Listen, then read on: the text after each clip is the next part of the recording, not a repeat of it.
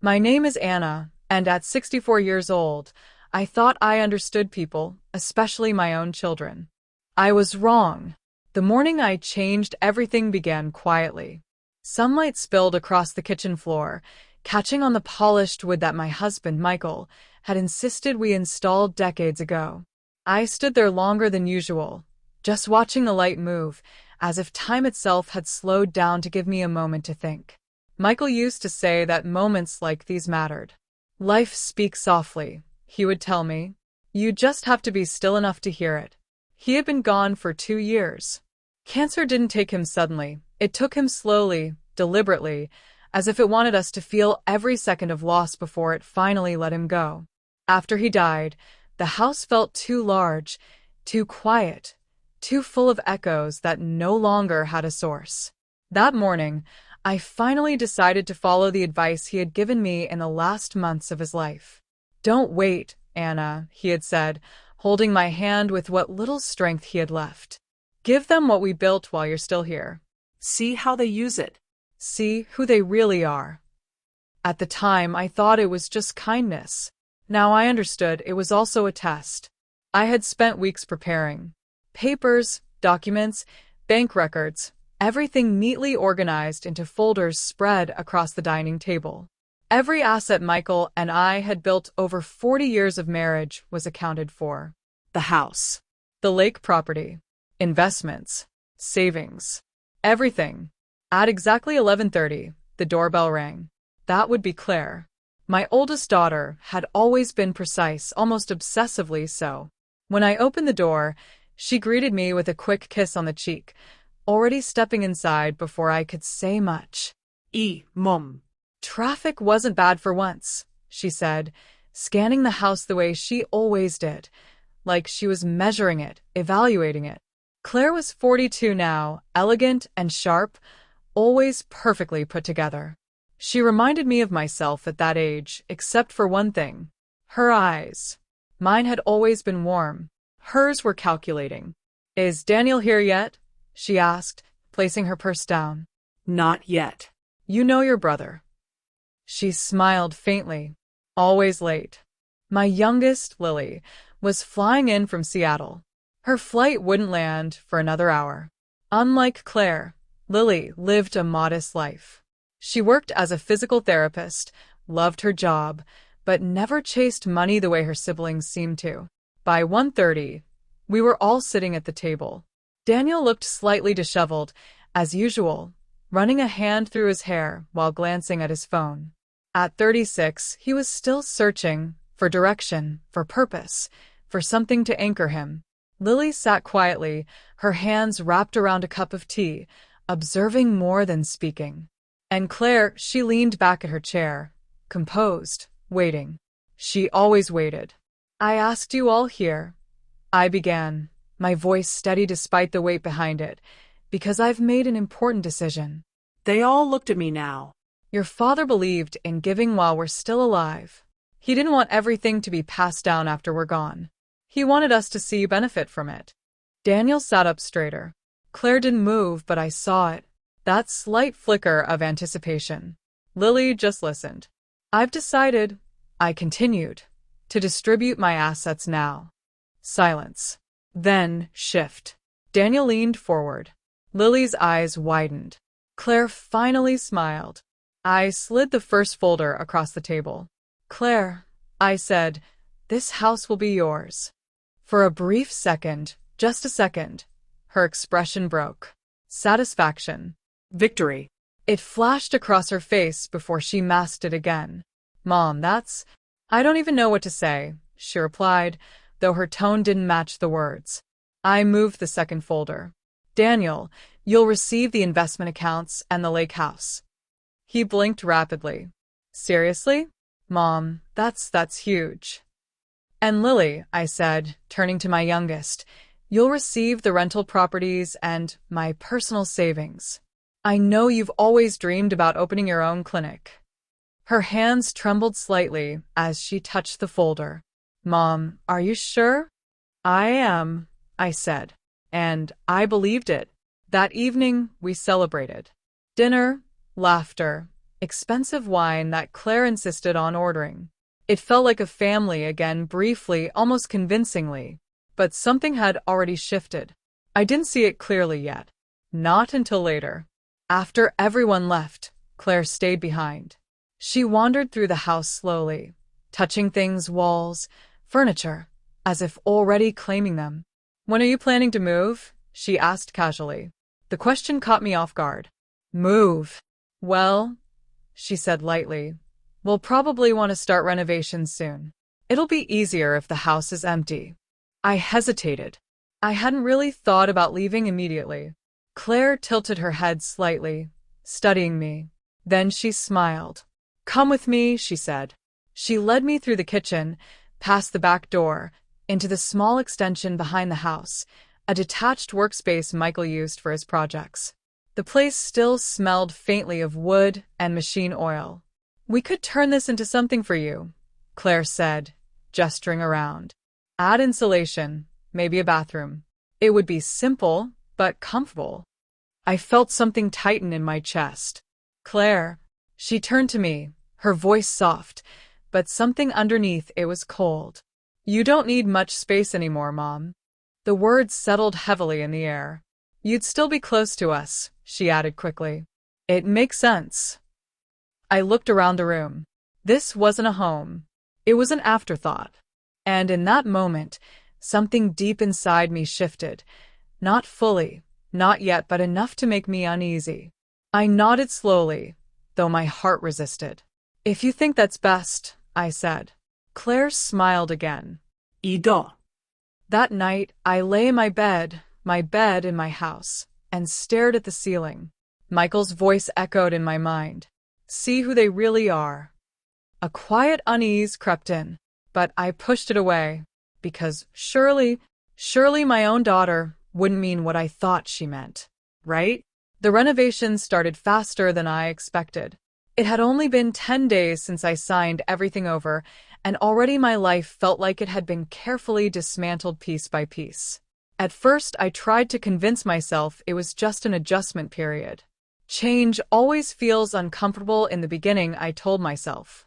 Families go through phases. Things settle. But nothing about this felt like a phase. It felt permanent. The small building behind the house, what Claire now called my space, was finished in less than a week. That alone should have told me something. Good work takes time. Care takes time. What they created for me was neither.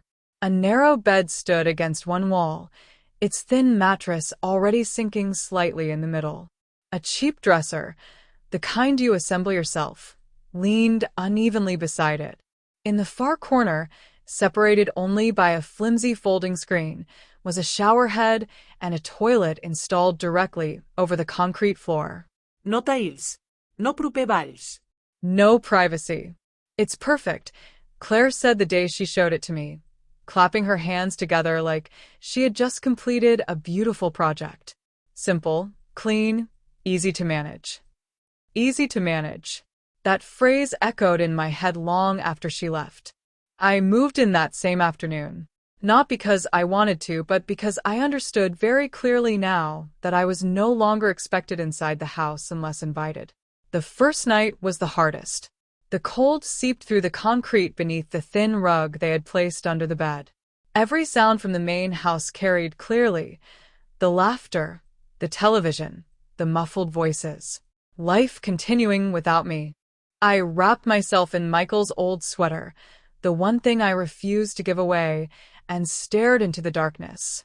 I told myself this was temporary. I told myself I was overthinking. I told myself a lot of things that night. None of them were true. The next morning, I woke up to the sound of movement. Heavy footsteps, doors opening and closing, voices giving instructions. When I looked out the small window, I saw a moving truck parked in the driveway. Men were carrying furniture out of the house. My furniture.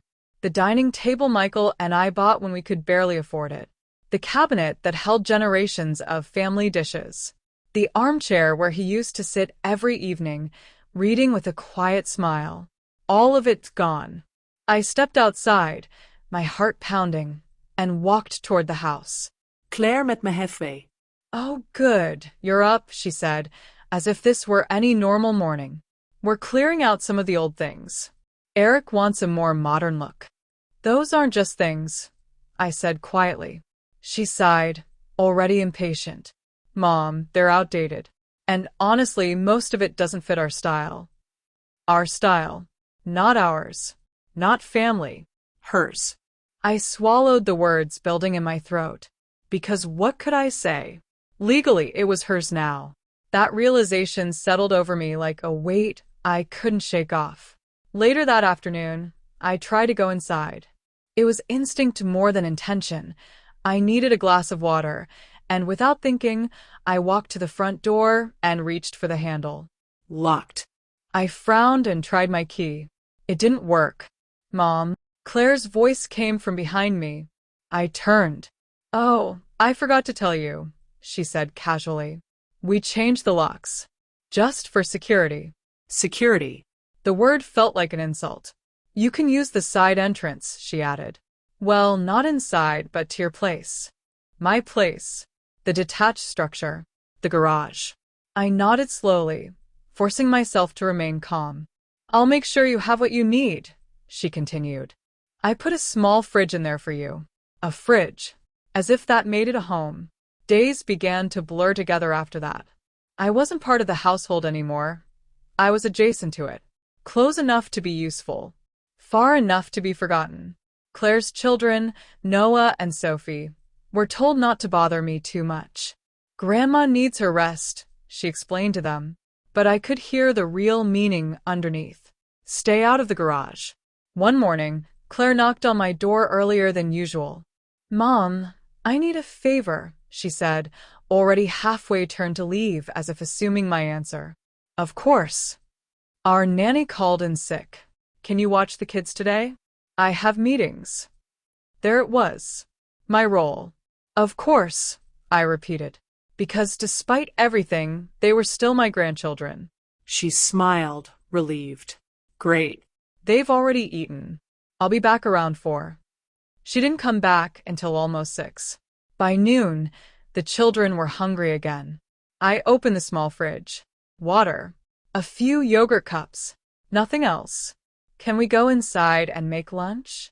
Sophie asked, her voice hopeful. I hesitated. I don't have access to the kitchen, I admitted gently. Noah frowned. But you live here. I forced a small smile. I live here, I said, gesturing around. He looked confused. Sophie tilted her head. That's weird. Yes, it was. I ended up ordering food using my card. Something simple, something quick. When Claire came back and saw the containers, she frowned. Mom, you know I don't like them eating this kind of food during the week. They were hungry, I said calmly. You could have called me. I didn't want to interrupt you. She sighed, as if I had inconvenienced her. That night, I sat alone again, listening to the faint hum of the small refrigerator beside my bed. The cold felt sharper now. Or maybe I just felt it more. A few days later, I got sick. It started with chills, then a fever that crept in slowly but steadily. My throat burned, my body ached, and even standing up felt like an effort. I texted Claire. No response. Hours passed. I called. Voicemail. By evening, I felt worse. So I reached out to Daniel and Lily. Daniel replied first, busy, out of town, apologetic. Lily called immediately. Anna, you sound awful, she said, her voice full of concern. Has Claire checked on you? I hesitated. She's busy. That's not okay, Lily said firmly. I'm calling her. An hour later, Claire finally appeared.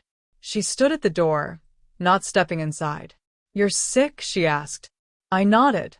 She placed a small bottle of medicine and a cup of tea on the table. There's soup inside, she said. You can heat it later. Inside. Of course.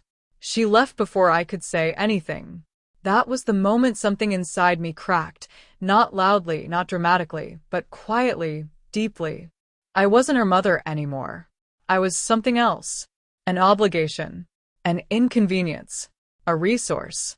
The next day, as my fever began to fade, I sat on the edge of the bed and looked around the small space that had become my entire world. This wasn't what I had imagined. Not even close. And for the first time since all of this began, I stopped making excuses for her. The morning I found the box, something inside me had already changed. Not completely, but enough that I no longer woke up expecting things to improve. That quiet hope I had been holding on to since giving everything away had started to dissolve, replaced by something colder, sharper. Awareness. I was sitting on the edge of my bed, still weak from the illness, wrapped in Michael's old sweater. The air in the garage felt damp, and every movement made my body ache in ways that reminded me just how vulnerable I had become. I didn't belong here. That thought came clearly, without hesitation. And this time I didn't push it away. I needed something to distract myself, so I began going through the boxes I had brought with me when I moved out of the house. Most of them were filled with clothes, old photographs, small pieces of a life that now felt distant. But one box stood out. A dark wooden chest, worn at the edges, with a brass lock that had dulled over time. I froze when I saw it. I hadn't opened that chest in years. In fact, I had never opened it at all. It had belonged to Michael. He kept it locked, always. I remembered asking him about it once, long ago, and he had just smiled. Someday, he said. I never thought that someday would come like this. My hands trembled slightly as I pulled the chest closer. The lock looked old, fragile, but still intact. I didn't have the key. I remembered him mentioning it once, something about keeping it with his personal things, but those things were gone now, probably thrown away during Claire's modernization. For a moment, I considered leaving it closed. Some things are better left untouched. But then I looked around the garage again. The thin walls, the cold floor, the life I had been reduced to, and something inside me hardened. No. I deserved answers. After several attempts, and more patience than I thought I had left, I managed to force the lock open using a hairpin and a technique I barely remembered from when Daniel used to tinker with locks as a teenager. The click echoed louder than it should have. I lifted the lid slowly. Inside were neatly arranged folders, old photo albums I had never seen, and, resting on top of everything, a sealed envelope. My name was written on it. Anna. Just that.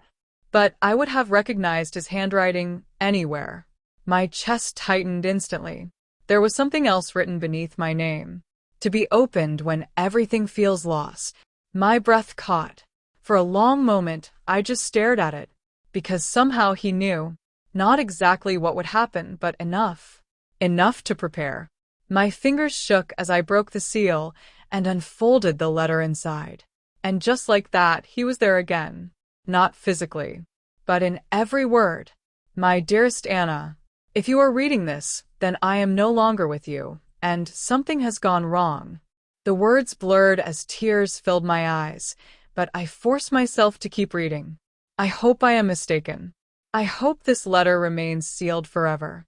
But I have learned over the years to observe carefully, even when I wish I didn't have to.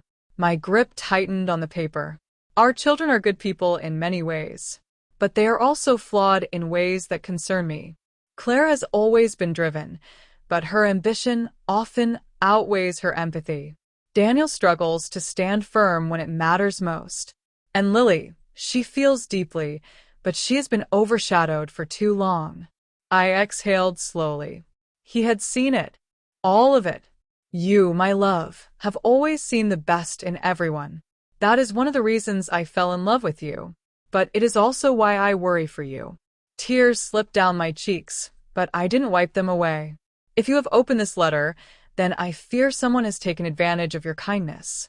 Perhaps more than someone. The garage felt colder suddenly. Or maybe it was just me. I have made arrangements, not because I doubt you, but because I want you to be protected in a way you would never think to protect yourself. My heart began to race. Every document you signed when transferring your assets contains a clause. It is buried intentionally, legal language, easy to overlook, but it is there. I sat up straighter. Page 4. Section 3. Subsection B. My mind immediately jumped to the folders I had signed without a second thought. It states that all transfers are conditional. Conditional upon your continued well-being, respectful treatment, and proper living conditions. My breath stopped. If those conditions are not met, you have the legal right to revoke everything. Everything. The word echoed in my mind like a bell. Our lawyer ensured it was enforceable. I instructed him not to draw attention to it. If you needed it, I wanted it to be your discovery, not something influenced by others. I pressed my hand against my mouth. This couldn't be real. Could it?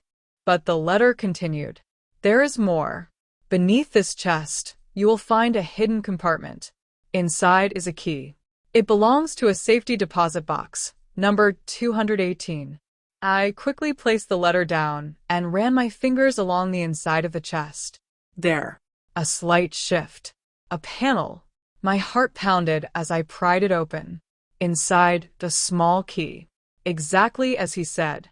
In that box, you will find documents for a home I purchased years ago. A place meant for you just in case. A home. I closed my eyes, overwhelmed. Anna, you have spent your entire life giving. To me. To our children. To everyone who needed you. But there comes a time when giving without boundaries becomes self-erasure. The words hit harder than anything else. Do not let love blind you to reality. And do not let guilt keep you in a place where you are not respected. I felt something inside me shift again, stronger this time. Clearer. You deserve dignity. You deserve peace. And most importantly, you deserve to choose your life, not be reduced within it. I pressed the letter to my chest, unable to stop the tears now. If you are reading this, then it is time to stop enduring and start deciding. I love you. Always. Michael. Silence filled the room. But it wasn't empty. It was full of something I hadn't felt in weeks. Strength. Slowly, I stood up and walked to the small table where I had left the copies of the documents I signed. My hands were no longer shaking. I flipped through the pages. Page 4. Section 3. Subsection B. There it was.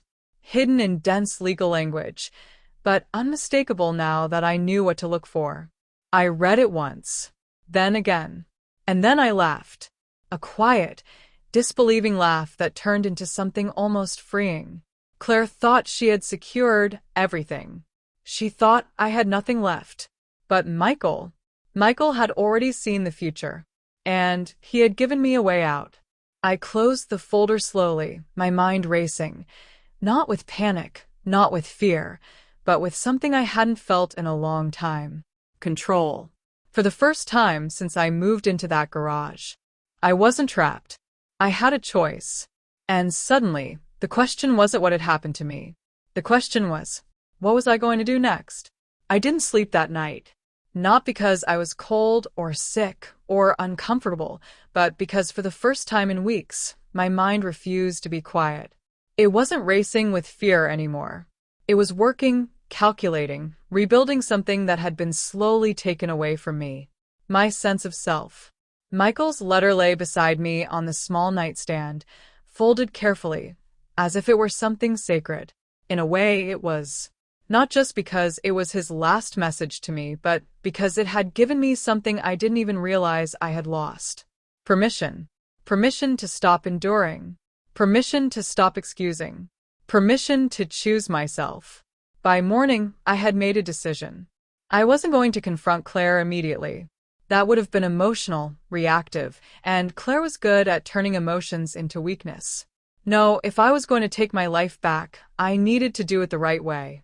Quietly. Strategically. Completely. I got dressed slowly, choosing one of the few outfits I had left that still made me feel like myself. A dark blue dress Michael always liked, simple but elegant. I brushed my hair carefully, straightened my posture, and looked at my reflection in the small mirror.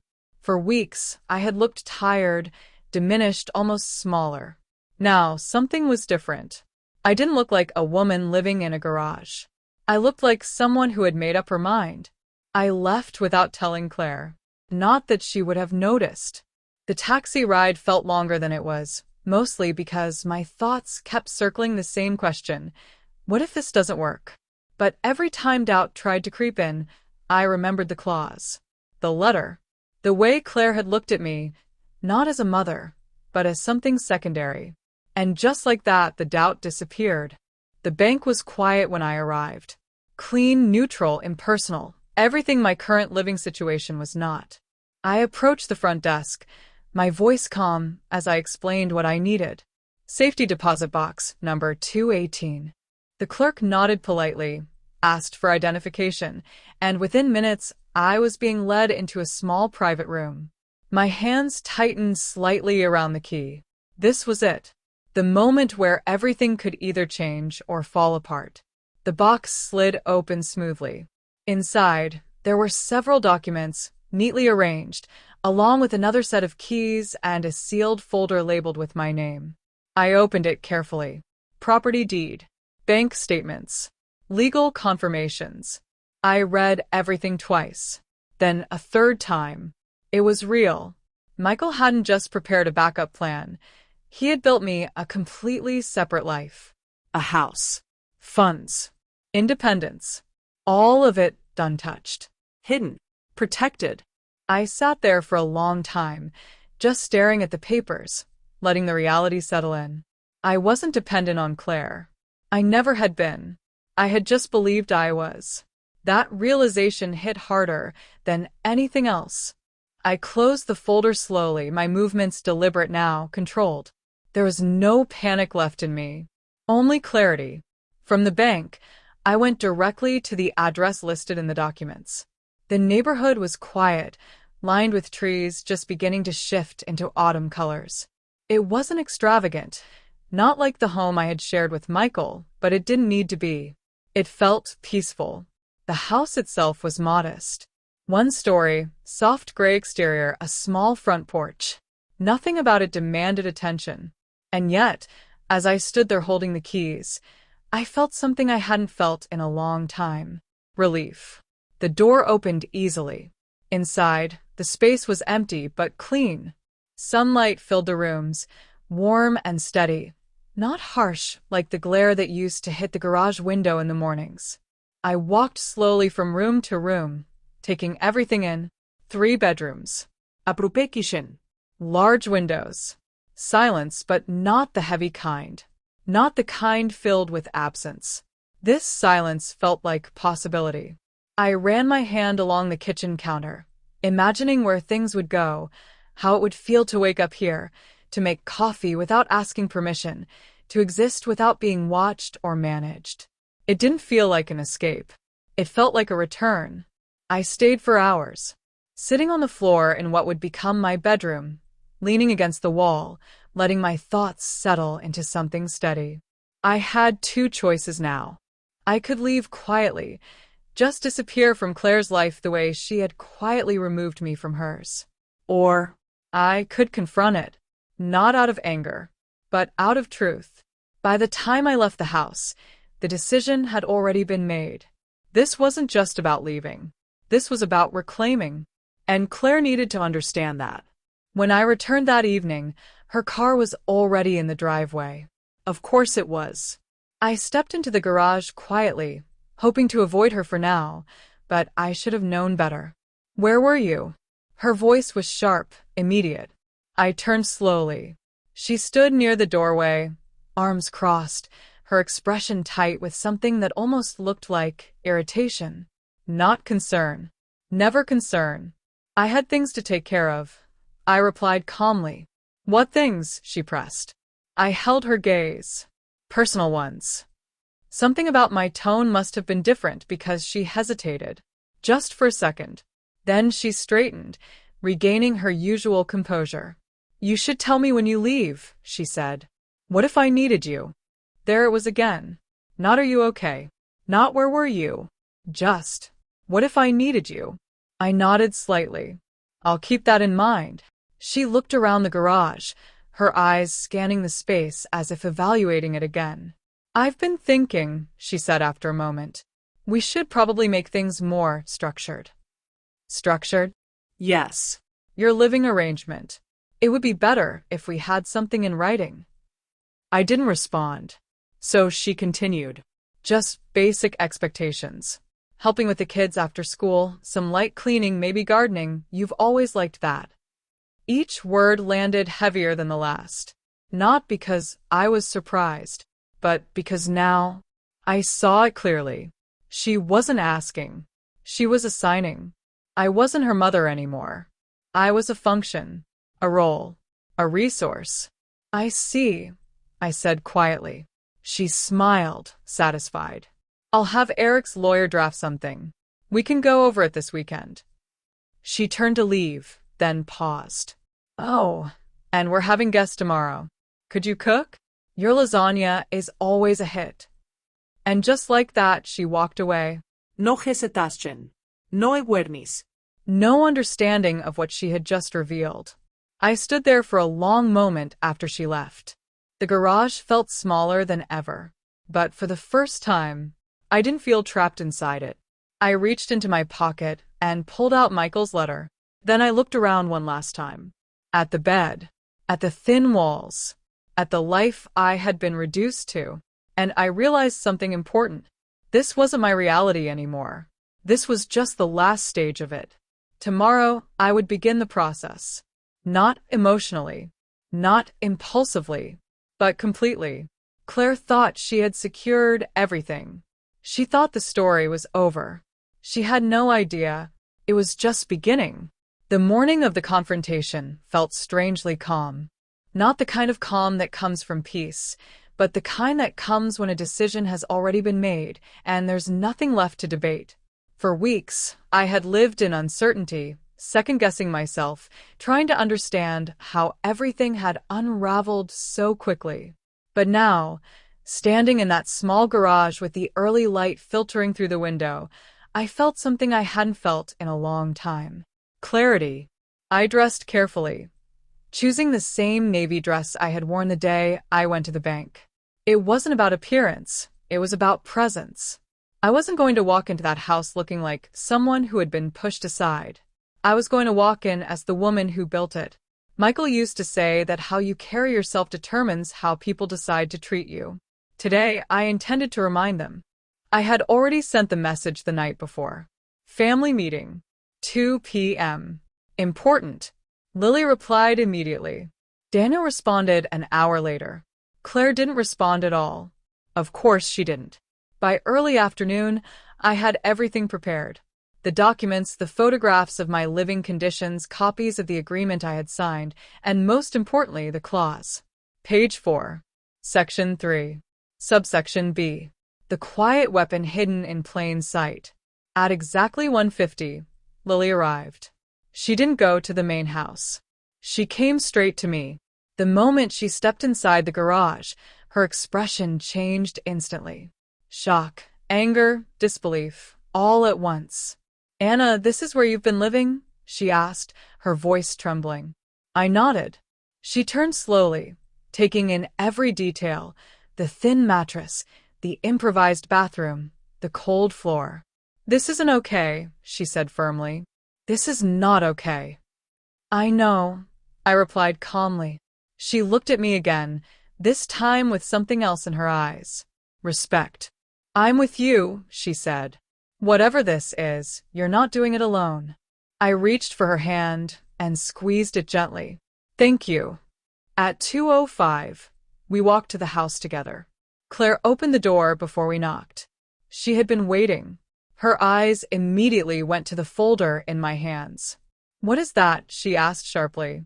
We'll discuss it when everyone is here, I said. She didn't like that. I could see it immediately. The loss of control, even if just slightly, made her uncomfortable. We entered the living room. My living room.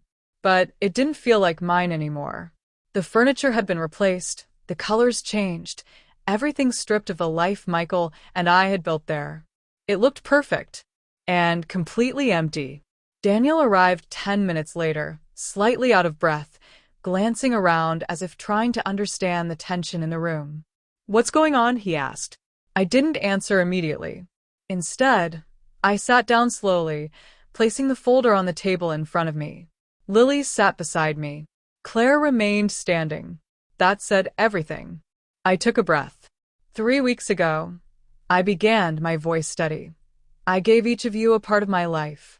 This house, the properties, the savings, everything your father and I built. Daniel nodded slowly. Claire crossed her arms. I did that because I believed in you. I continued. Because I trusted you. And because I wanted to see you benefit from it while I was still here. I opened the folder. And this, I said, placing the photographs on the table, is what I received in return. Daniel leaned forward, picking them up one by one. His expression changed quickly.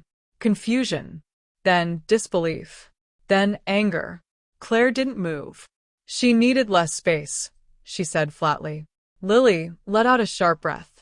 Less space? You put her in a garage. It's not a garage, Claire snapped. It's a converted space. With a curtain for a bathroom? Lily shot back. That's enough, I said quietly. And just like that, the room went silent. I looked at Claire. Really looked at her. At the way she stood. The way she held herself. The complete lack of hesitation in her expression. There was no guilt there. Only justification. I want to ask you something, I said. She didn't answer, but her eyes narrowed slightly. When you made that decision, I continued, did you think about how it would feel for me? She hesitated. Just for a moment. Then, it made sense, she said. That was her answer. Not I'm sorry. Not I didn't realize. Just, it made sense. Something inside me settled completely. That was the moment I stopped hoping. When your father passed, I said slowly, he left me a letter. I took it out carefully. And in that letter, he prepared me for this possibility. Claire's expression shifted, just slightly. What are you talking about? She asked. I placed another document on the table. The agreements we signed, I said. Did you read them carefully? Of course I did, she replied quickly. No, I said calmly. You didn't. I opened the document, flipping directly to the page. Page 4. Section 3. Subsection B. Daniel leaned closer. Lily watched silently. Claire's confidence wavered. Read it, I said. She hesitated, then snatched the paper and scanned it. I watched her face change in real time. Confusion, recognition, and then fear. This doesn't mean anything, she said quickly. It's just legal language. It means everything, I replied. Daniel took the paper from her, reading it more carefully. Wait, this says the transfers are conditional, he said slowly. Based on treatment, living conditions. Correct, I said. And if those conditions aren't met, Lily added quietly, they can be revoked. I finished. Silence. Heavy. Unavoidable. You can't be serious, Claire said. I am. You're overreacting. No, I said calmly. I'm responding. Her voice rose. We renovated the house. We changed everything. We built our life here. And you removed me from mine, I said. That stopped her. For the first time, she didn't have an immediate response. I'm revoking the transfers, I said clearly. The words hung in the air. Daniel leaned back, stunned. Lily didn't move. Claire stared at me as if she didn't recognize me anymore. You can't do that, she whispered. I already have, I replied. She shook her head. No. No, this isn't happening. It is. Panic began to replace control in her expression. What about the house? What about the kids? Where are we supposed to go? I held her gaze. That's something you should have considered, I said quietly, before you decided the garage was enough for me.